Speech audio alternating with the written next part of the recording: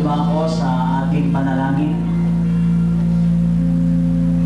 Opo, Panginoon, kami ay nagpapasalamat at nagagalak sa umagang ito sapagkat pinuspos mo ng kagalakan ang aming mga puso. Nagpapasalamat po kami, Panginoon, sa iyong banal na presensya na iyong ipinadama sa bawat isa sa amin.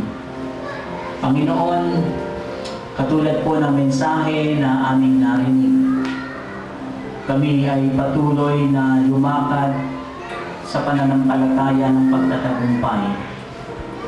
Sa gitna ng iba't ibang mga pagsubok, iba't ibang mga suliranin at krisis na kinakaharap ng iyong iglesia, maging ng bawat isa. Kami po ay nagpapasalamat sa iyo, Panginoon, sapagkat kami ay iyong tinutulungang lumakad sa ibabaw ng pagtatagumpay.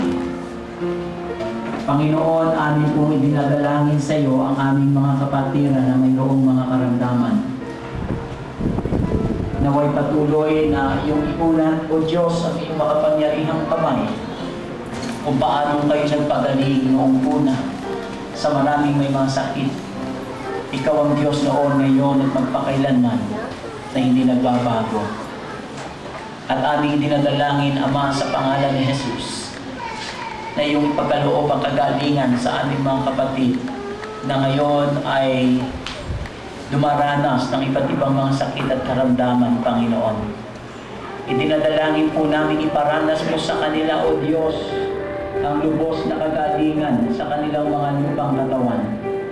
Naniniwala kami na nananalig, O Diyos, na walang anumang uri ng sakit o karamdaman, Panginoon, ang hindi yuyukod sa pangalan ni Jesus. Walang anumang sakit at karamdaman sa pangalan ni Jesus ang hindi gagaling, Panginoon. Sapagkat higit na matayo, higit na makapangyarihan ang pangalan ng aming Panginoong Jesucristo. Kaya't anumang uri ng mga sakit at mga karamdaman ng Panginoon, nananalig kami, Panginoon, na hindi gagaling, Panginoon. Inilalapit namin ang aming mga kapatid na kasalukuyang nagpapagaling, pagkaloob sa kanilang lubos na kalakasan at kalusugan ng pangangatawan. Ikaw pong patuloy na magbigay sa kanila ng kasiglahan ng pangangatawan, pagkilos ng sigla at gana sa pagkain.